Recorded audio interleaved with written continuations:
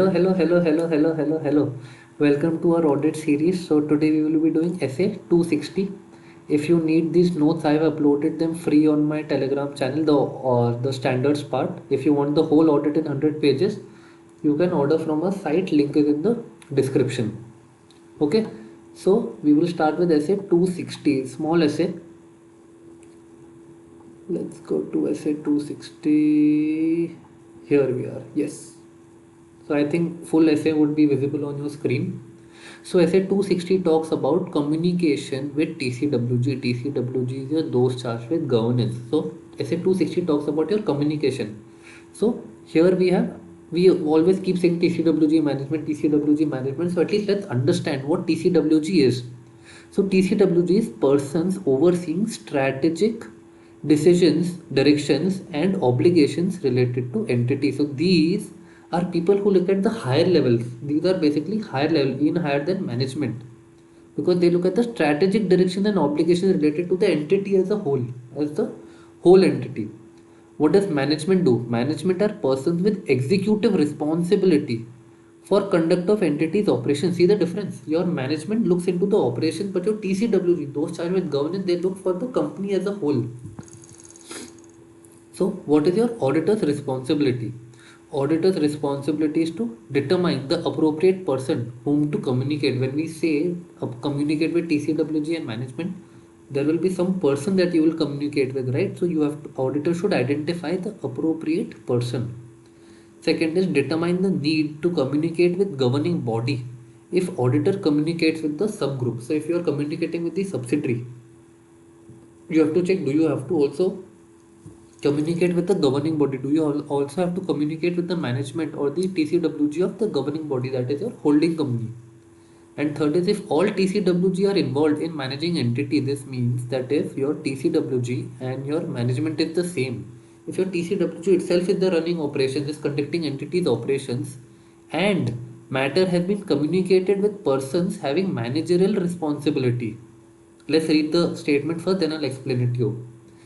And matter has been communicated with person having managerial responsibility, then the matter need not be communicated again to the same person in their governing role. What does this mean? For example, the essay says communicate with TCWG and management. Now suppose Ram, he is in the TCWG as well also, and the TCWG does management function. Okay, so Ram has two functions. He is TCWG as well as management also. So if you communicate something to Ram, you do not have to communicate it to him again. Ki last time I communicated to Ram as he was TCWG.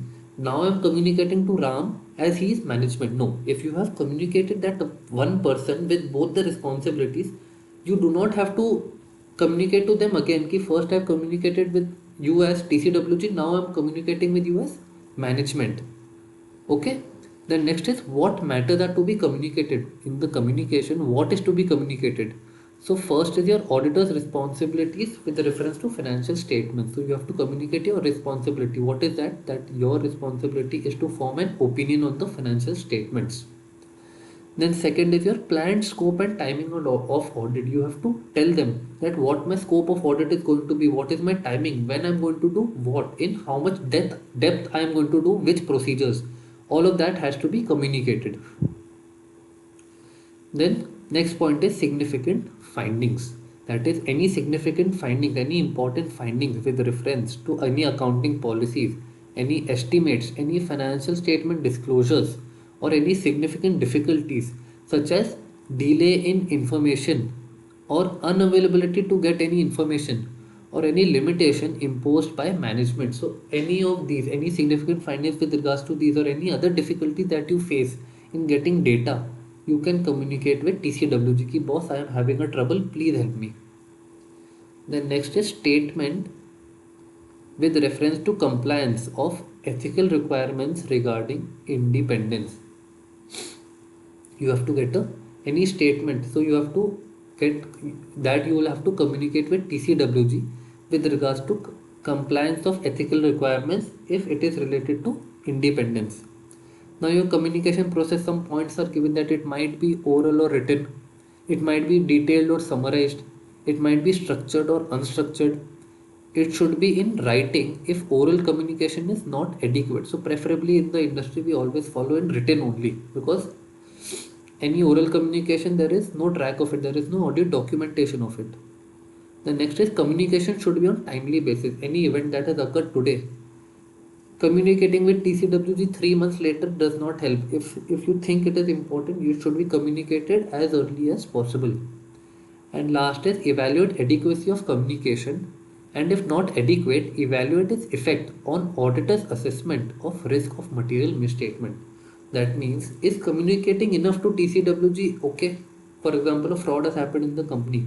Just telling TCWG ki boss, a fraud has happened, is that enough? That is not enough, right? So you will communicate, and also you will evaluate what effect it has on the assessment of risk of material misstatement. Okay, only communication is not enough. What is your next? Factors affecting mode of communication. That is, how, what mode should I use? Should I use oral or written? Should I use emails? Okay, so what are the factors? That first is your size, operating structure and legal structure of the entity. The bigger the size, more preferable to use written mode of communication, because there are so many people involved. In case audit of special purpose financial statements, whether the auditor also audits general purpose financial statements. Then third is your amount of ongoing contact and dialogue between auditor and TCWG. If you are regularly communicating with each other, then it might be possible that you might opt for oral communication, because you are in constant touch with each other. And your last is significant changes in membership or governing body. If there are any significant changes in membership or governing body, that will also affect how you communicate. Great, easy essay. Like the video. Bye bye.